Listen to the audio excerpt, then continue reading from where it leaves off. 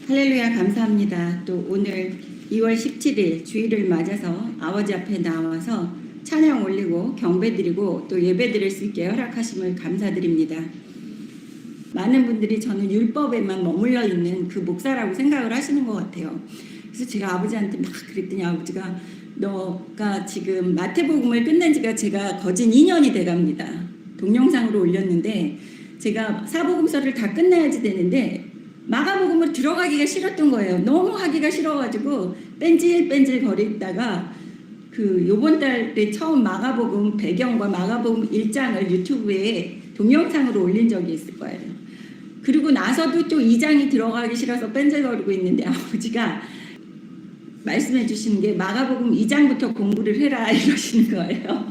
그래서 사복음서를 공부를 하겠습니다. 그래서 제가 율법주의자인 목사가 아니고 또 구약에만 의존하는 목사가 아니라는 것을 또 예수님 말씀을 철저하게 지키는 목사라는 것을 또 보여드려야지 돼서 제 사복음서를 이제 들어갑니다. 그래서 사복음서 마가복음을 배워보겠습니다. 근데 저는 항상 이 공부를 하듯이 한다고 그랬잖아요. 설교가. 그러니까 이 설교라는 이 시간은 하나님을 위한 시간이 아니에요.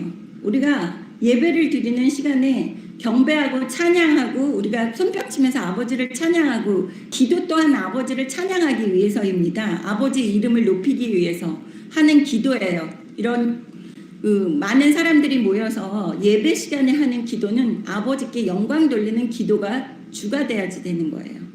그리고 조금만 우리가 원하는 기도를 하는 것이죠. 근데 아버지 뜻이 이 땅에 이루어지기를 원합니다 하는 기도를 하는 것이 공동이 하는 기도고 기도 골방에서 하는 기도가 각자 개인의 필요한 것을 하는 기도예요. 그렇기 때문에 여러분들이 여러분의 삶에서 여러분이 필요한 거는 각자 기도 골방에서 하시고 여기에서 하는 예배 시간에 하는 기도, 찬양 모든 것은 아버지 이름에 영광을 돌리기 위해서 하는 겁니다. 근데 그 중간에 이 설교 말씀하는 시간만 아버지께서 기뻐하시기 때문에 그 찬양이 기뻤으면 아버지가 저희에게 양식을 주시는 거예요. 영적인 양식을 냈다 먹어라. 그리고 맛있는 달고 오묘한 말씀을 저희에게 가르쳐 주시는 겁니다. 저는 설교하고 내려가면 제가 한 설교도 기억 못해서 제 설교를 5번씩 들어요. 지금 맛있는 말씀을 내려주시는 시간이에요. 그래서 여러분이 말씀을 맛있게 받아 드시면 영적으로 살이 찌시는 겁니다. 이 복음서라는 것은 고대 그리스어의 좋은 소식이라는 뜻을 갖고 있습니다. 그래서 유앙겔리온, 라틴어의 에반젤리움을 한자로 풀이한 것으로서 기독교에서는 문서나 구정 형태로 내려오는 예수 전승을 복음서, 제자들이 기술한 신학적 문헌들을 뜻하는 말입니다. 그래서 흔히 신약 성경의 마태복음부터 요한복음까지 사복음서라고 합니다. 요한복음을 제외한 앞에 마태, 마가, 누가복음은 공관복음서라고 구분을 하고 있습니다. 사복음서 이렇게 생각을 할 때 앞에 3개는 공관복음서라고 그러는데 신약 성경에서 마태복음, 마가복음, 누가복음을 일컫는데 그 이유는 세 복음서의 진술이 거의 일치하고 있기 때문에 4세기 말력 로마 카톨릭 교회에서 공식적으로 채택된 복음서 가운데 요한복음서는 그 내용의 독창성으로 인해서 다른 세 복음서와는 달리 해석될 여지가 있기 때문에 일반적으로 공관복음서라고 하는 데에는 포함되지 않는 것이 요한복음입니다. 그러니까 마태, 마가, 누가는 다 내용이 일치하고 비슷한 내용이 들어져 있다는 거예요. 요한복음만 내용이 독창적인 내용이 들어가 있다는 것입니다. 예수님 돌아가신 다음 90년경에 이 구약이 만들어졌어요. 구약의 정경이. 그리고 신약 성서의 정경이 현재의 것처럼 27권으로 만들어진 것은 397년 예수님 태어나신 후 397년에 만들어진 거예요. 그러니까 갭이 엄청난 거죠. 구약 성경은 90년에 만들어졌고 신약은 397년이니까 307년 뒤에 신약 성경이 만들어진 것입니다. 그러니까 이 모든 것이 사람이 넣었다 뺐다 하면서 이 성경에 66권이 만들어진 것입니다. 66권으로 만들어진 것은 500년 전에 마틴 루터가 종교개혁을 하면서 카톨릭에 있는 성경에서 66권으로 만들었다는 것을 아셔야지 되는 것입니다. 기도하시고 마가복음 2장 공부해 보겠습니다. 하나님 아버지 감사합니다. 오늘 아버지 앞에 모여서 아버지 말씀을 먹고자 합니다. 아버지께서 저희에게 직접 가르쳐 주시옵시고 저희와 같이 성령님께서 읽어 주시옵시고 이해시켜 주시옵시고 천군 천사 예수님께서 우리를 미혹시키는 모든 흑암의 권세들로부터 눈동자같이 보살펴 주시고 예수 보혈로 감싸시사 우리의 마음에 옥토의 씨앗이 뿌려지는 것을 방해하는 모든 흑암의 권세들로부터 자유롭게 허락하여 주시옵소서. 또 날로 믿음이 성장하여서 천국 가는 그날까지 이 말씀의 씨앗이 밑거름이 되어서 우리 모두 천국 갈 수 있도록 축복하여 주실 줄을 믿습니다. 감사드렸고 우리 주 예수님의 이름으로 기도드렸습니다. 아멘. 마가복음 2장 1절 보시면 수일 후에 예수께서 다시 가버나움에 들어가시니 집에 계시다는 소문이 들린지라. 네, 1절에 보시면 예수님이 가버나움에 들어왔는데 집에 계시다는 소문이 들렸다는 것을 볼 수 있습니다. 그러니까 복음을 전파해도 복음이라고 하는 것은 아까 말씀드렸지만 복된 소식이라는 것입니다. 그래서 복음을 전파한다라는 것은 복된 소식을 사람들에게 알려준다. 이제 우리 지옥 가지 않고 예수 믿으면 우리 다 천국 갈 수 있어라는 것을 알려주는 거예요. 그리고 예수 믿으면 우리가 선택된 이스라엘 백성들처럼 우리도 아버지의 자녀가 될 수 있어라는 것을 가르쳐주는 것이 복음을 전파하는 것이라는 것입니다. 근데 여기 소문이 들렸다 그러는데 찾아오는 사람이 있는가 하면 듣고 찾아오지 않는 사람도 있다는 것이에요. 그것은 우리가 나가서 전도를 하고 예수 믿으세요 하고 우리 집안 식구나 우리가 사랑하는 사람들한테 얘기를 해도 그 사람이 듣고 믿는 사람이 있는가 하면 안 믿는 사람이 있다는 거예요. 그것을 1절에서 보십니다. 예수님께서는 집에 그냥 계시는데 소문이 들렸다는 거예요. 그리고 알아차릴 사람들은 알아차려서 모였다는 것입니다. 2절 보시겠습니다. 많은 사람이 모여서 문 앞까지 들어설 자리가 없게 되었는데 예수께서 그들에게 도를 말씀하시더니 네, 여기에서 보시면 사람들이 아주 많이 모였다는 것이에요. 안 온 사람도 있겠죠. 그 고을 사람들이 다는 안 모였겠죠. 여기에서 예수님을 영접하고 싶어하는 사람들 또 궁금한 사람들이 다 모였는데 2절을 보시면 도를 말씀하신다. 그러면 그 길거리에 다니면서 저도 젊었을 때 그거 많이 느꼈어요. 도를 아십니까? 막 이러면서 접근하잖아요. 그것처럼 여기에서 예수님이 도를 말씀하셨다. 그러면 그러면은 그런 도를 생각하지 마시고 마가복음 1장 38절 한번 보세요. 바로 앞장. 예수님의 도는 뭐냐면 이르시되 우리가 다른 가까운 마을들로 가자. 거기서도 전도하리니 내가 이를 위하여 왔노라. 예수님이 뭐를 위해서 왔다고요? 전도해서 뭐를 하는 거예요? 사람들을 하나님 아버지의 자녀로 만드는 거예요. 그래서 하나님 아버지의 자녀가 되면 지옥에 안 가고 천국 갈 수 있다는 거잖아요. 아버지 집에 갈 수 있다는 거잖아요. 그래서 여기에서 도는 예수님이 복음을 전파하는 거, 복된 소식을 전파하는 그것을 얘기하는 거지 길거리에 다닐 때 도를 아십니까? 이게 아니라는 것입니다. 3절 보시겠습니다. 사람들이 한 중풍병자를 4사람에게 메워 가지고 예수께로 올세 무리들 때문에 예수께 데려갈 수 없으므로 그 계신 곳에 지붕을 뜯어 구멍을 내고 중풍병자가 누운 상을 달아 내리니. 여기까지 한번 보세요. 예수님이 여지껏 다니는 곳마다 병자를 고치셨다는 얘기를 들은 거예요. 그러니까 이 4명이 침대를 매가지고 온 거예요. 예수님한테 왔는데 밖에 사람들이 너무 입구에 많으니까 들어갈 수가 없는 거죠. 그래서 이 사람들이 이 사람을 고치고자 하기 위해서 4명이 데리고 왔다라는 거는 뭐예요? 사랑하는 마음이 있다는 거예요. 사랑이 식었다는 것은 그것은 하나님의 세상이 아니라는 거예요. 우리 예수 믿는 사람들은 사랑이 있어야 돼요. 말씀을 전할 때도 그렇고 누구를 볼 때도 그렇고 불쌍히 여기는 마음이 있어야지 돼요. 하나님이 사랑이시기 때문입니다. 사랑으로 죄를 덮으라는 게 아니라 하나님이 사랑 자체세요. 사람이 악하지만 아담과 하와가 하나님 앞에 죄를 짓고 교만해졌지만 하나님이 사람을 너무 사랑하셨기 때문에 그 아담과 하와의 근본 뿌리인 땅에게 저주를 했어요. 아담과 하와에게 저주를 안 하고. 왜냐하면 아버지가 너무 사랑하는 아버지의 자녀이기 때문에 아버지의 영이 들어가 있는 아담과 하와잖아요. 아버지가 영을 불어넣어 주셨기 때문에 그 사랑하는 아담과 하와는 저주할 수가 없으니까 아버지가 애매하게 아담과 하와를 흙으로 빚어서 땅에서 만들었으니까 아버지가 땅을 저주한 거예요. 그래서 땅이 저주받으니까 얼마나 화가 나요.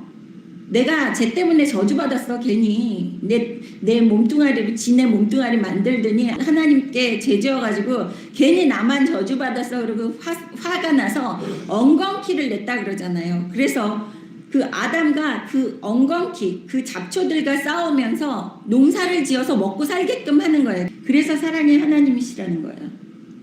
이 네 사람 3절을 보시면 자기 친구를 고치고자 하는 마음이 불뚝 같아서 그 친구를 낑낑 매고 그 집까지 온 거예요. 얼마나 힘들겠어요. 옛날에는 길이 이렇게 잘 닦여져 있는 것도 아니에요. 돌이 막 박혀 있고 한데 이 사람들이 얘기를 들은 거죠. 소문을. 그래서 사랑이 충만한 거예요. 내가 얘를 데리고 가면 내 친구를 데려가면 얘가 나을 수 있어. 그럼 친구를 사랑하는 마음이 여기까지 찼다는 거예요.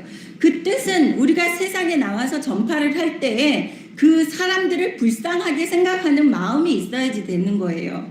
나가서 교인 머리 숫자 늘린다는 생각만 하시는 게 아니라 그 사람의 영혼을 불쌍히 여겨서 그 사람을 사랑하는 마음이 없이는 그 사람이 전도가 되지 않는다는 거예요.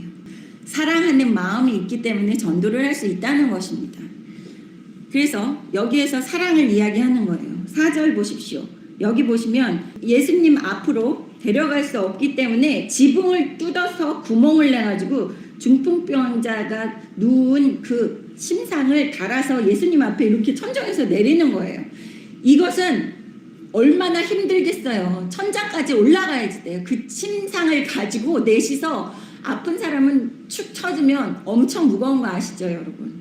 그 4명이 지금처럼 119 구급대가 갖고 있는 그런 좋은 침상도 아니었을 거예요. 그냥 어떻게 담요를 묶어가지고 이제 나무떼기로 해가지고 낑낑거리고 마을에서 그냥 그 집까지 데리고 갔는데 거기 사람이 너무 많으니까 어떻게 해요?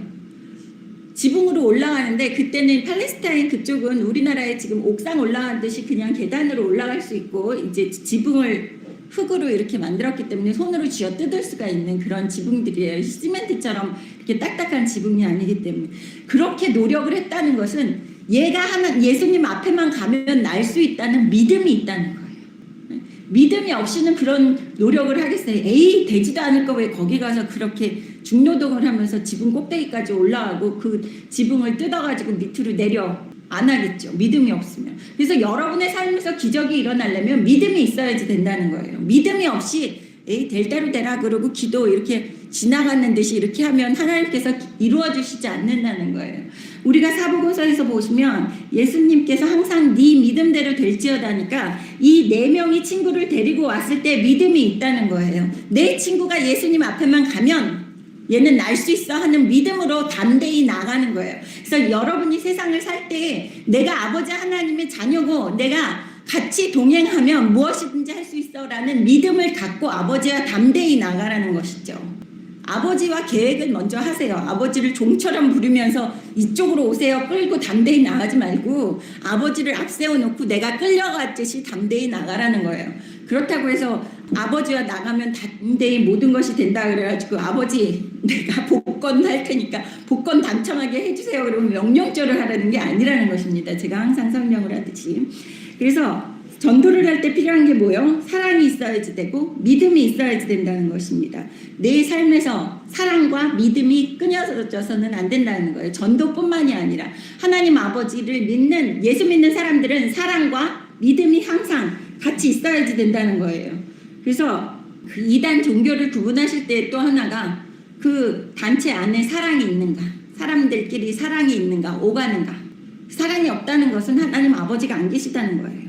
5절 예수께서 그들의 믿음을 보시고 중풍병자에게 이르시되 작은 자야 네 죄사함을 받았느니라 하시니 어떤 서기관들이 거기 앉아서 마음에 생각하기를 이 사람이 어찌 이렇게 말하는가 신성 모독이로다 오직 하나님 한 분 외에는 누가 능히 죄를 사하겠느냐 그들이 속으로 이렇게 생각하는 줄을 예수께서 곧 중심에 아시고 이르시되 어찌하여 이것을 마음에 생각하느냐. 네, 8절까지 한번 보시겠습니다. 이 예수님이 이 중풍병 환자가 천장에서 내려오는 것을 보시고 뭐라 그랬어요? 작은 자야 네 죄사함을 받았느니라 하시니 뭐를 보시고 고쳐주셨다고요? 믿음을 보고 고쳐주셨다는 거예요. 여러분 기도 응답 못 받았다고 얘기하는 거 믿음이 없어서 못 받았다는 거예요. 근데 이거 사도 바울이 쓴 걸로 많이 인용을 하죠. 근데 여기에서 예수님이 그냥 얘기해놨어요. 마가복음에서. 그리고 마태복음, 사복음서에서 계속 네 믿음대로 될지어다. 그래서 믿음이 없어서 모든 것이 기적이 일어나지 않는다는 거예요. 그래서 제가 제일 싫어하는 사람들이 어디 너 아버지랑 같이 대화 잘 한다며 소통이 잘 된다며 하는 식으로 저한테 그냥 중보기도 해주세요 이렇게 건성어성 얘기하는 사람. 제가 아무리 중보기도를 해도 그 기도 부탁한 사람의 믿음이 없으면 이루어지지 않는다는 거예요. 그래서 제 잘못이 아니에요. 중보기도 부탁하신 분들 제가 중보기도 했는데 그런 여러분이 원하는 대로 안 됐다는 것은 여러분의 믿음이 적었기 때문에 안 되는 것입니다. 저는 중보기도 하는 보조자 역할밖에 할 수가 없어요. 본인들의 믿음이 있어야지만 이루어지는 것입니다. 5절에 보시면 죄사함을 받았다고 얘기를 해요. 중풍병 환자에게 너는 낫다라고 얘기를 하시지 않고 네가 죄사함을 받았다 이렇게 얘기하시는 것을 볼 수 있습니다. 그 하나님의 권한에 도전한다고 6절에서 보시면 서기관들이 마음에 생각하는 게 아니 이게 신성모독 아니야? 하나님밖에 죄사함을 할 수 있는 사람이 없는데 이 예수라는 사람이 어찌 감히 신성모독하는 발언을 하는가 라고 생각을 하고 있는 거예요. 머릿속으로 생각을 하고 있는 거예요. 8절에 보십시오. 그들이 속으로 이렇게 생각하는 줄을 예수께서 곧 중심에 아시고 이르시되 어찌하여 이것을 마음에 생각하느냐. 이렇게 얘기한다는 것은 제가 얘기했죠. 천국에는 언어가 필요 없다고. 네, 천국 언어 없다고 그랬잖아요. 내가 생각하는 거 하나님이 아세요. 내 한숨 소리도 다 아세요. 근데 방언 못하면 마치 천국 못 가는 것처럼 호들갑 떠고 난리치시는 분들 성경을 보세요. 이 서기관들이 잠깐 생각하는 것도 예수님이 하나도 놓치지 않으신다는 거예요. 그래서 네 마음을 지키라고 그러죠. 네 마음을 지켜라. 왜냐하면 악한 생각을 하지 말라는 거예요. 악한 생각을 하면은 마귀들도 알고 예수님도 아시고 하나님도 아시고 다 아신다는 거예요. 그래서 내 마음을 지켜서 항상 하나님 앞에 의롭다함을 받을 수 있는 마음까지 가지라는 거예요. 방언이 중요한 게 아니라는 거예요. 방언 안 해도 다 알아요, 아버지. 내가 한숨소리만 기운 없어서 하고 내셔도 아버지가 왜? 뭐가 마음에 안 들어? 이러신다고요. 그렇기 때문에 여러분이 그 애매한 데에 시간 쓰고 에너지 낭비하고 생각 낭비하고 하지 마세요. 그냥 아버지만 주구리장창 아버지께만 매달리면 다 모든 것이 다 같이 따라와요. 아버지 안에 다 기적도 있고 죄사함 받는 것도 있고 병도 고치시고 다 하나인데 사람들이 다 따로따로 믿으려고 하는 것이 문제라는 것입니다. 중심을 아셨다는 거예요. 내가 지금 내 믿음 상태가 내 영적인 상태가 어떤지를 아버지가 다 아신다는 거예요. 9절 보십시오. 중풍병자에게 네 죄사함을 받았느니라 하는 말과 일어나 네 상을 가지고 걸어라 하는 말 중에 어느 것이 쉽겠느냐. 예수님께서 아시는 것이죠. 네. 죄사함을 받았다 하는 것은 눈에 보이지 않는 것이에요. 그것은 영적인 것이지만 그리고 네 상을 가지고 걸어가라 하는 말 중에 어느 게 쉽겠느냐. 일어나서 기적을 눈으로 보여주는 것이 더 어려운 거죠. 죄사함을 받았다 하는 것도 어려운 말이지만 그거는 영적인 문제로 어려운 거고 네 침상을 가지고 걸어가라 하는 것은 육신적으로 어려운 일이에요. 육신이 할 수 없는 일을 예수님이 명령하시는데 예수님이 그렇게 말씀하신 것은 그냥 병을 고쳐주시지 않은 이유는 예수님이 하나님과 같은 능력이 있고 하나님의 아들이라는 증거를 하신다는 것을 10절에서 보십시오. 그러나 인자가 땅에서 죄를 사하는 권세가 있는 줄을 너희로 알게 하노라 하시고 중풍병자에게 말씀하시되 내가 너에게 이르노니 일어나 네 상을 가지고 집으로 가라 하시니 예수님께서 죄사함을 받았다라고 이야기하신 이유는 내가 그렇게 하나님과 같은 죄사함을 할 수 있는 권세가 있다는 것을 보여주시기 위해서 먼저 그렇게 얘기를 하신 것이고 그 다음에 이제 육신의 눈으로 우리가 확인을 할 수 있는 그러한 변화를 알게 하시기 위해서 중풍병자에게 네 침상을 가지고 일어나서 걸어라서 집으로 가라고 명령하시는 것을 보실 수 있어요.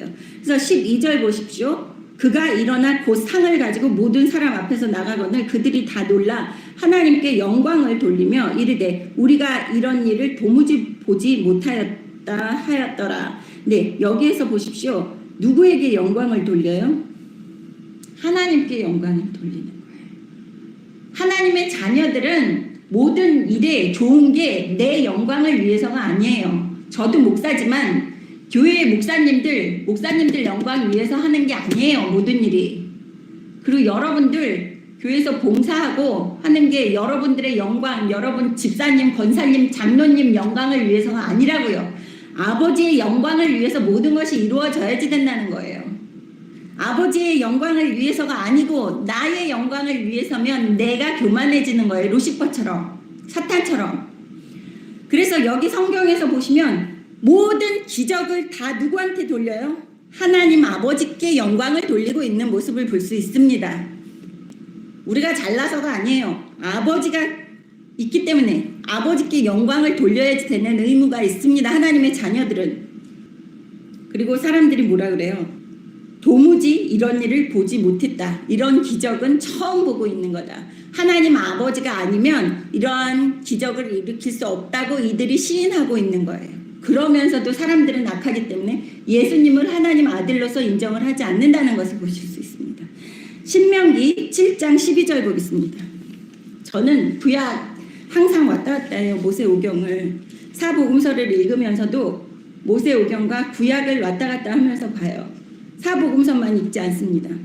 7장 12절 여기에서 또 하나님의 법을 지켜 행하는 사람들에게 어떤 축복을 내려주시는지 또 얘기해요. 신명기 28장에만 있는 게 아니에요. 모세오경 전체에 아버지 말씀에 순종하면 어떤 복을 주는지 하나님 아버지께서 계속 말씀해주고 있다는 것을 여기에서 보실 수 있습니다. 그래서 모세오경을 모른다는 것은 여러분한테 큰 재앙이에요.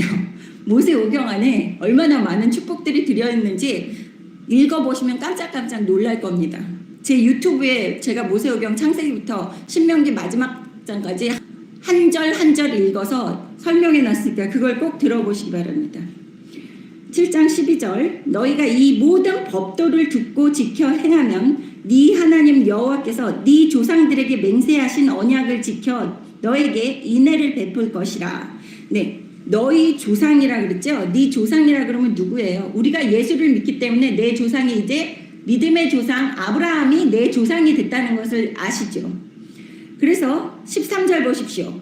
믿음의 조상 아브라함에게 맹세하고 언약하신 모든 축복이 나한테 임하는데 13절에 곧 너를 사랑하시고 복을 주사 너를 번성하게 하시고 너에게 주리라고 네 조상들에게 맹세하신 땅에서 네 소생에게 은혜를 베푸시며 네 소생에게 은혜를 베푸신다라는 것은 네 자녀들에게 축복을 내려주신다는 거예요. 그리고 네 토지 소산과 곡식과 포도주와 기름을 풍성하게 하시고 네 소와 양을 번식하게 하리니 이것은 뭡니까? 내가 가지고 있는 모든 소유가 축복을 받아서 번성하게 되고 풍족하게 된다고 얘기를 해주시는 거예요. 하나님께서 직접. 이 하나님께서 하신 말씀을 붙들고 기도를 해야죠. 내가 아버지께 이렇게 충성하는데 아버지 나 그거 아버지가 약속해 주신 거 다 주세요. 저는 이렇게 당당하게 얘기해요. 아주 땡깡쟁이에요. 저는 하나님 아버지한테. 그리고 14절 보십시오. 네가 복을 받음이 만민보다 훨씬 더하여 이 세상 사람들보다 훨씬 많은 축복을 받을 거라고 여기 얘기하시는 것을 볼 수 있어요. 14절에. 근데 축복 못 받는다고요? 예수 믿으면 복 받습니다 하는 거 얘기하지 말라고요? 그거 사이비 종교 이단이라고 제가 얘기하고 싶어요. 요즘에 교회들 복 받는 얘기 하지 말라 그래요. 왜? 자기네들이 구약 성경을 가르치지 않고 모세오경 안 가르치기 때문에 안 가르치니까 복 받을 수 있는지 없는지 모르죠. 목사들부터가 모세오경을 모르는데 여기 보세요. 모세오경에 계속해서 아버지께서 축복해 주신다고 그러잖아요. 내 말에 순종하면 아버지께서 만민보다 훨씬 더하여 너희 중에 남녀와 너의 짐승 암수에 생육하지 못함이 없을 것이며 네, 잉태하지 못하는 사람이 없다는 거예요. 가축까지도. 우리나라에 요즘 부부가 아기가 없는 부부들이 너무 많죠. 그것 또한 하나님이 축복을 걷어가신다고 생각할 수 있습니다. 그리고 일부러 안 낳는 사람들도 많죠. 그거는 하나님 앞에 거역하는 거죠. 법에 순종하지 않는 겁니다. 하나님께서 아담과 하와를 만들어 놓고 맨 처음에 명령하신 게 뭐예요? 생육하고 번성하라. 네, 맨 처음에 만들어 놓은 게 가정이에요. 사람을 만드시고 그 다음에 가정을 만드시고 그 다음에 명령하신 것, 첫째로 명령하신 게 생육하고 번성하랍니다. 근데 그거가 안 되고 있죠.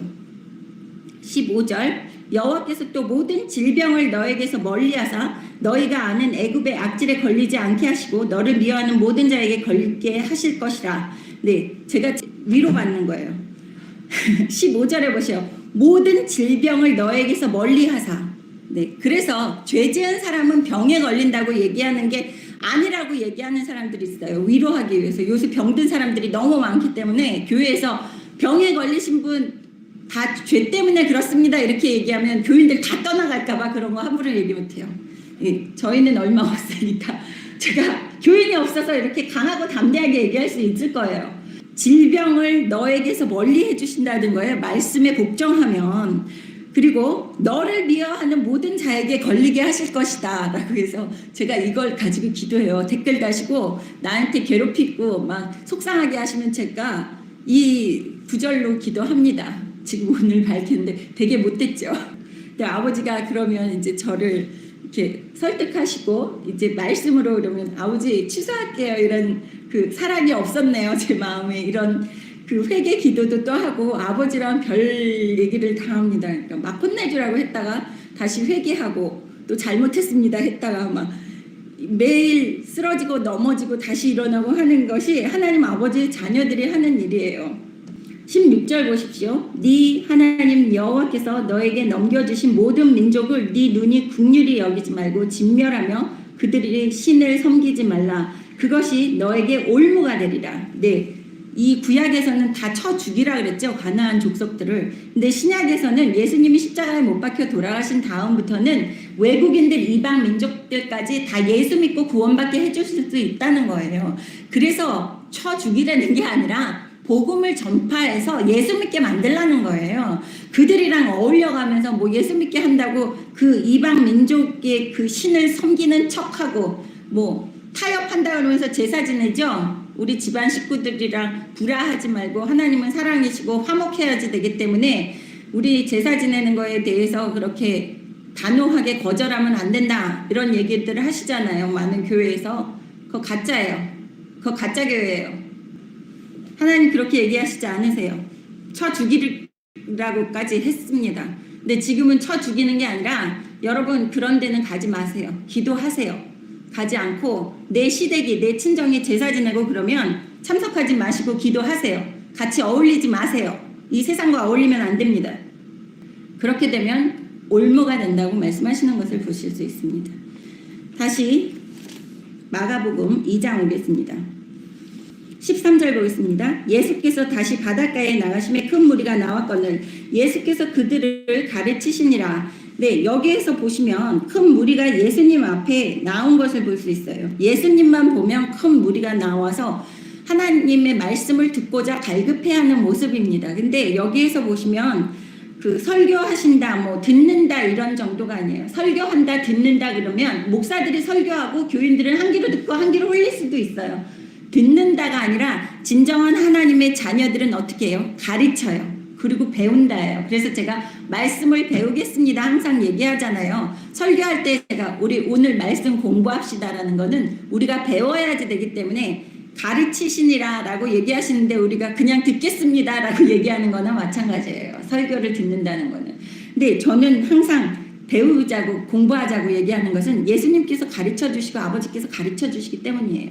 가르치신다는 것입니다. 14절 또 지나가시다가 알페오의 아들 레위가 서관에 앉아있는 것을 보시고 그에게 이르시되 나를 따르라 하시니 일어나 따르니라. 네, 여기에서 보시면 예수께서 아무나 부르시는 게 아니에요. 딱 지나가시다가 나를 따르라. 그 많은 무리들이 쫓아왔는데도 나를 따르라 얘기하시는 분이 아니잖아요. 예수님이 그냥 지나가시다가 12제자도 나를 따르라 했고 여기에서도 나를 따르라. 즉 우리가 내가 예수 믿는 것이 아니에요. 여기 나와 앉아 계신 분들 한 분 한 분 내가 선택했다고 착각하지 마세요. 하나님 아버지께서 나를 선택하신 거예요. 그래서 너는 예수 믿어, 너는 내 자녀가 돼 이러고 침발라 놓으신 거예요. 태초 전부터. 그것을 한번 보겠습니다. 예레미야 1장 5절 한번 보겠습니다. 내가 너를 모태에 짓기 전에 너를 알았고 네가 배에서 나오기 전에 너를 성별하였고 너를 여러 나라의 선지자로 세웠노라 하시기로. 그래서 아무리 싫다고 해도 하나님께서 부르신다는 거예요. 여기 5절에 보시면 우리가 뱃속에서 생겨나기도 전에 하나님의 자녀고 예수 믿게 해주셨다는 거예요. 단지 그거를 죽을 때까지 모르고 죽기 전에 회개해서 천국 가는 분이 있는가 하면 아기 때부터 그거를 알고 와서 예수 믿는 사람들이 있다는 거예요. 그래서 여기 와서 예수 믿게 되시는 분들은 다 어머니 뱃속에서 만들어지기 전에 하나님께서 나를 아버지의 자녀로 선택하셨다는 거예요. 그러니까 내가 선택하는 것이 아닙니다. 그래서 예수님께서 나를 따르라 라고 얘기하시는 그 말씀을 우리는 이게 하나님 아버지가 미리 예비하시고 또 아셔서 부르신다는 거예요. 내가 여기 가서 몇 날 며칠 날 몇 시에 얘가 거기에 있을 거니까 걔를 불러서 쓰겠다. 이것도 다 아버지가 계획하신 거지 내 열성으로 해서 내가 예수 믿고 하는 게 아니라는 거예요. 그래서 큰 은혜라는 거예요. 하나님의 자녀가 될 수 있는 은혜라는 겁니다. 또 더 있습니다. 마태복음 13장 24절부터 30절 한번 보겠습니다. 마태복음 13장 24절부터 30절. 여기에서 보시면 예수님께서 들으신 비유를 보시면 이 씨를 뿌리실 때 알곡이라는 씨랑 가라지라는 씨가 결정이 돼 있다는 것을 알 수 있어요. 즉 하나님의 자녀와 하나님의 자녀가 아닌 사람들이 결정이 나 있다는 것입니다. 그래서 24절 예수께서 그들 앞에 또 비유를 들어 이르시되 천국은 좋은 씨를 제밭에 뿌린 사람과 같으니 사람들이 잘 때 그 원수가 와서 곡식 가운데에 가라지를 덧뿌리고 갔더니 사람들이 잘 때 원수가 와서 곡식 가운데에 가라지를 뿌렸다. 즉 좋은 씨를 뿌렸다. 하나님의 자녀들만 키우려고 딱 했는데 원수 사탄 마귀가 와서 자신의 자녀들을 만들어 놓고 갔다는 거예요. 그러면 뭡니까?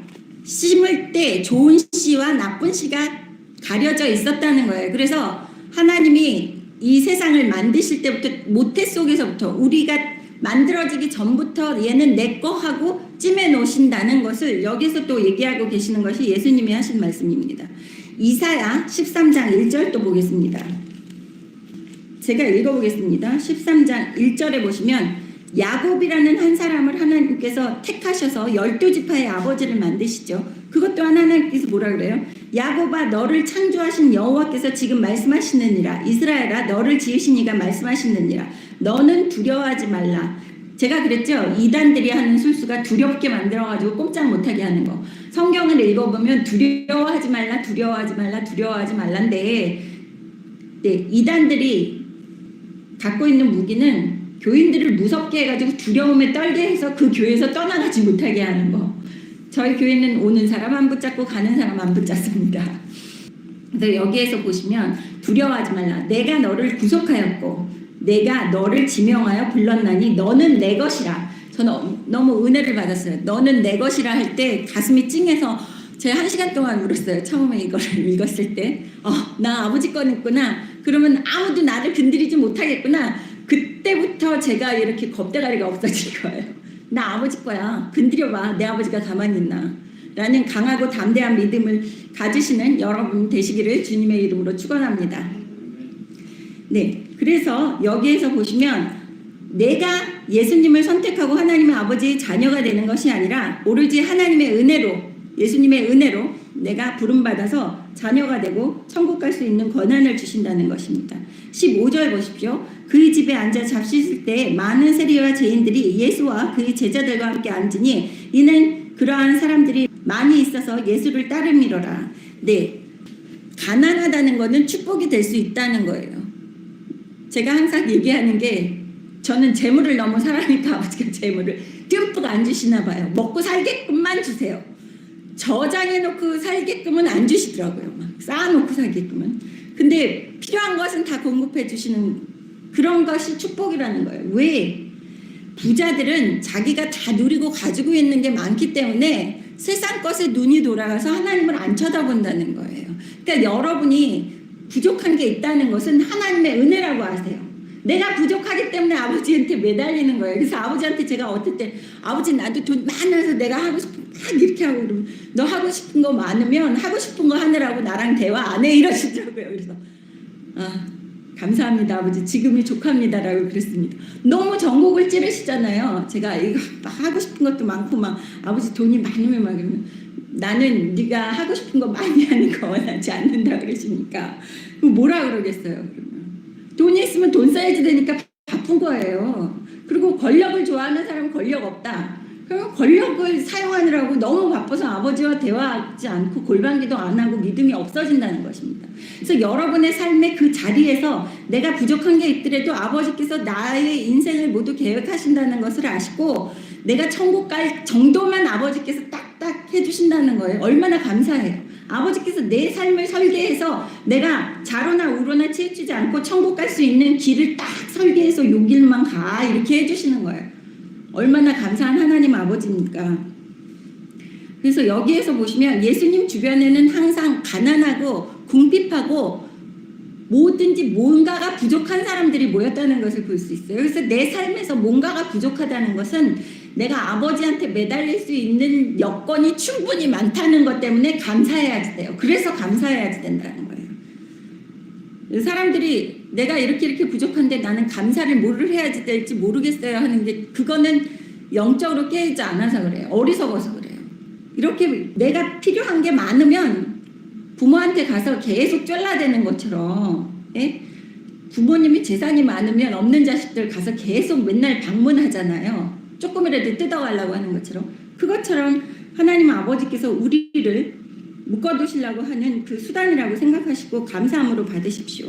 16절 보십시오. 바리새인의 서기관들이 예수께서 죄인 및 세리들과 함께 잡수시는 것을 보고 그 제자들에게 이르되 어찌하여 세리 및 죄인들과 함께 먹는가.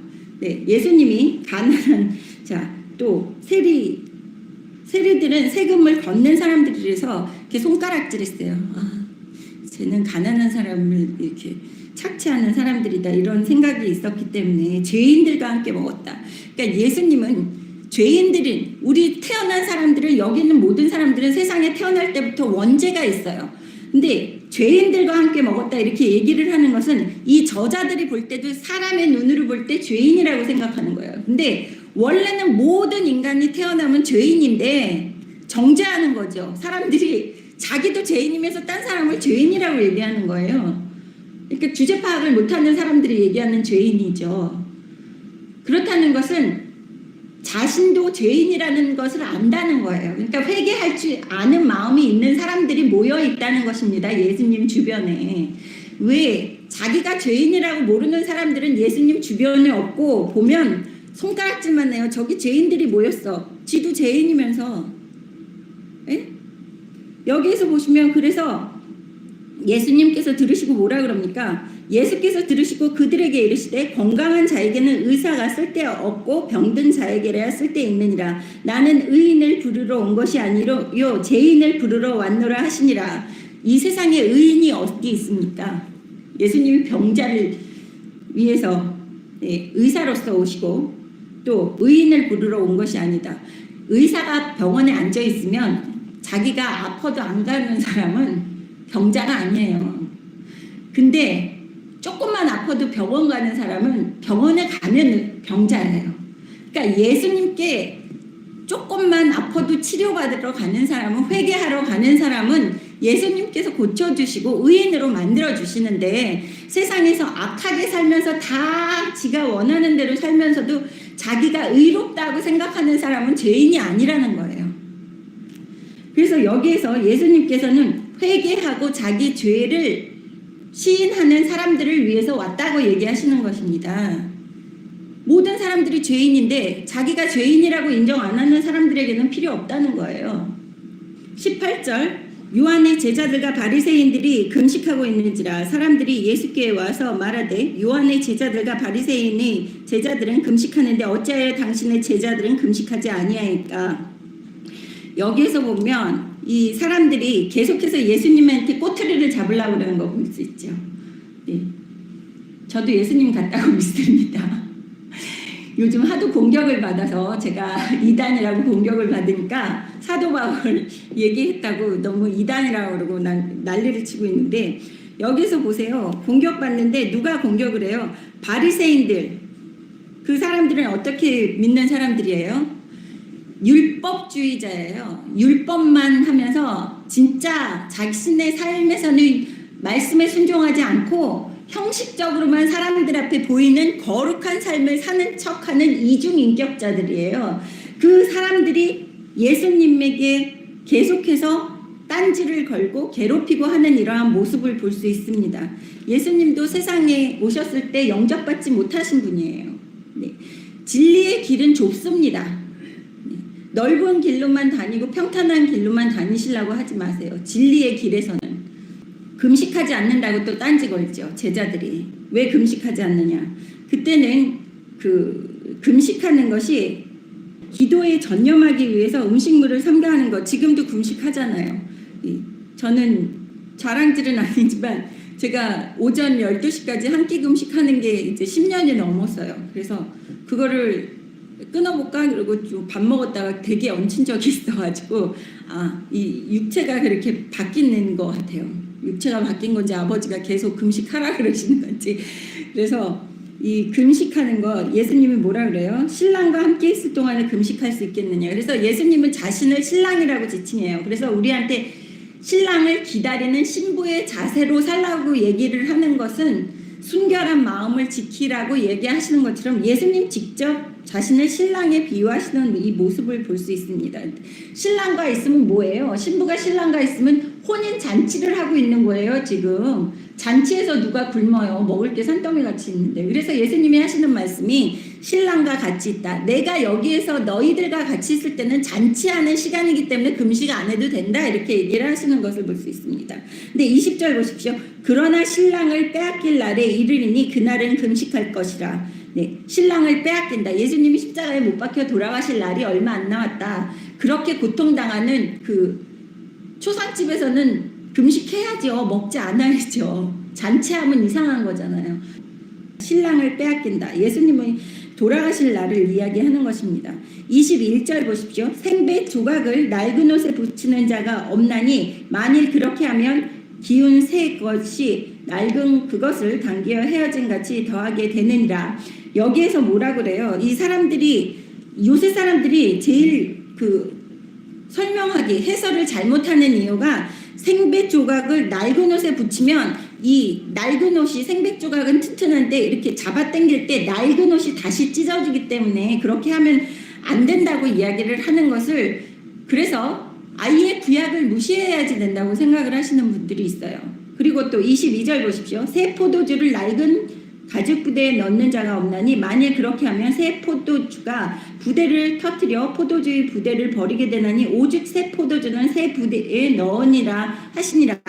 네, 이것은 구약에 있는 그것을 신약의 예수님의 그 행적과 말씀과 같이 어우러져서 같이 발효가 돼서 어우러져서 새 그릇에 새 부대에 또 새 옷에 넣으라는 이야기이십니다. 그냥 아예 예수님이 하신 말씀 때문에 하나님의 말씀을 묻혀버리고 율법을 잊어버리라는 이야기가 아닌데, 사람들은 자꾸 이 예수님의 이 말씀 때문에 구약의 모든 것을 부정하려고 하시는 그러한 일들이 있어요.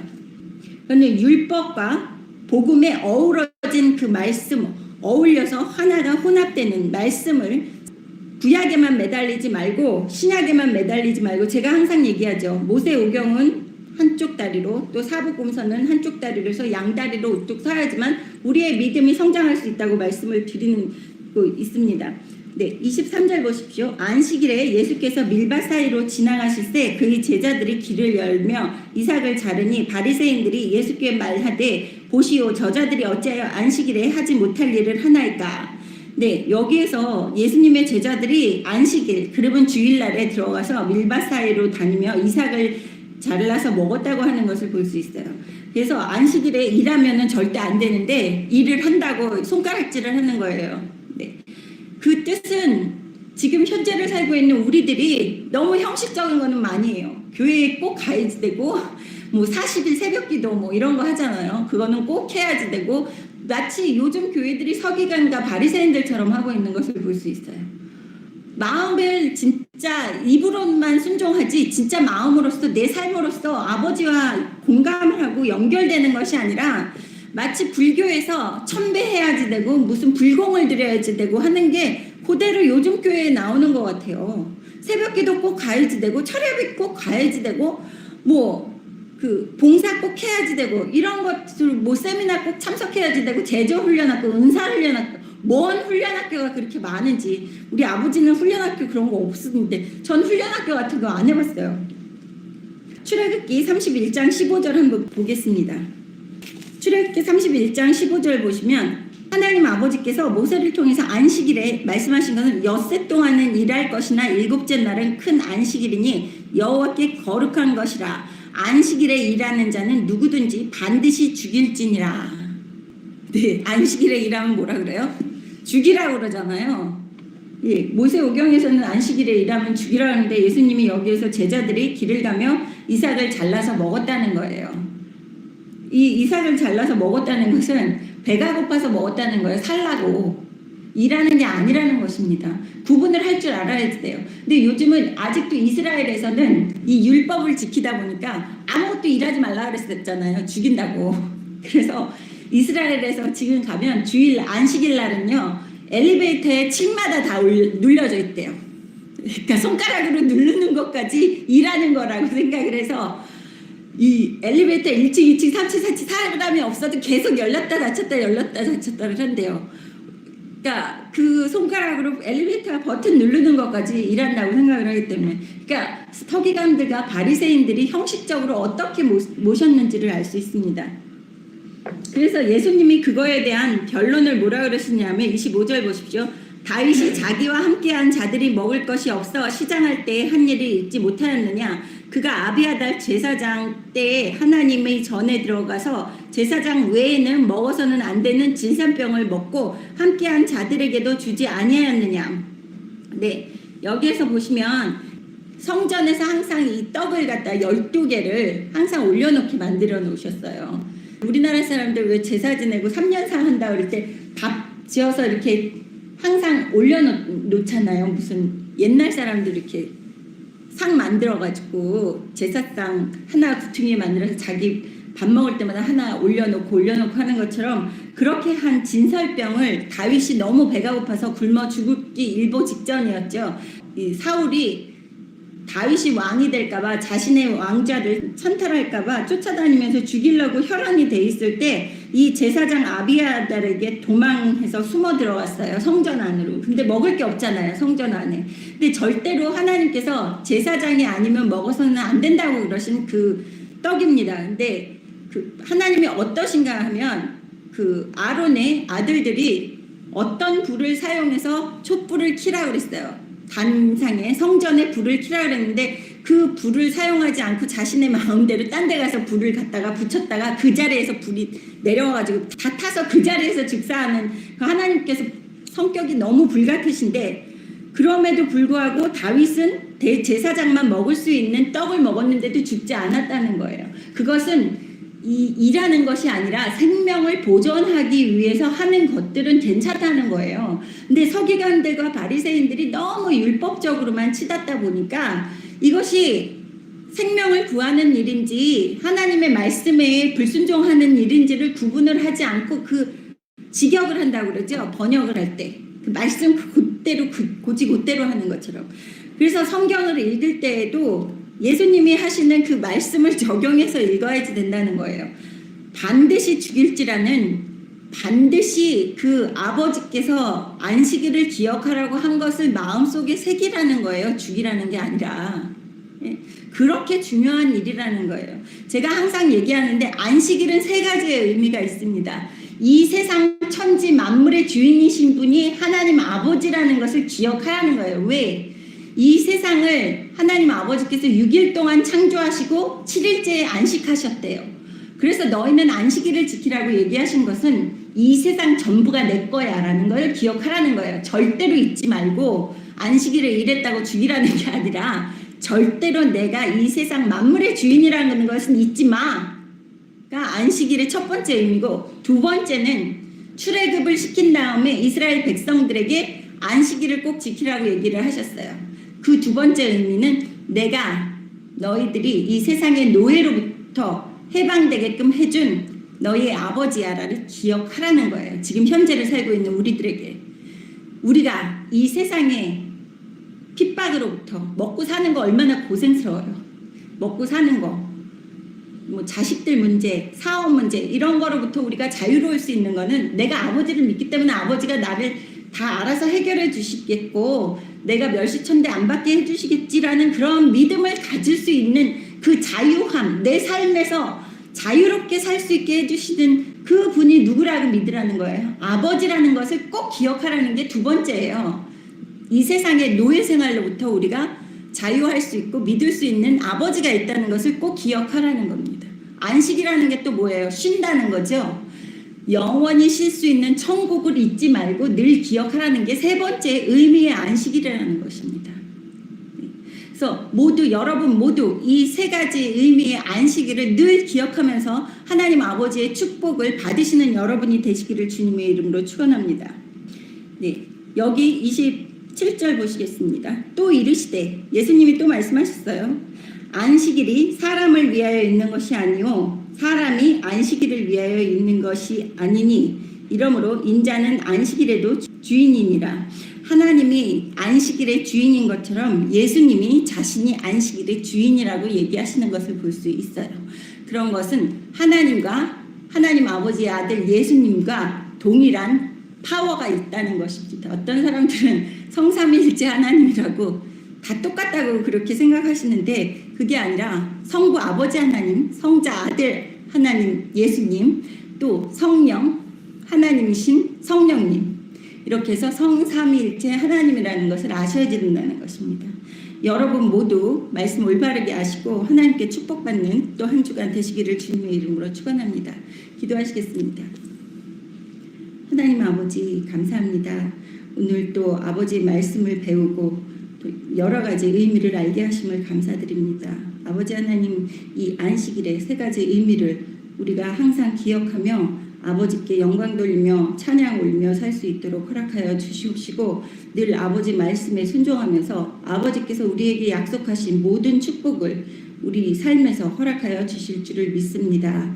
또 아버지 좋아하시는 것 우리도 좋아하고 아버지 싫어하시는 것 우리도 싫어하고 죄의 자리에는 가지 않도록 눈동자같이 보살펴 주시고 천국으로 인도하여 주실 줄을 믿습니다. 감사드렸고 우리 주 예수님의 이름으로 기도드렸습니다. 아멘.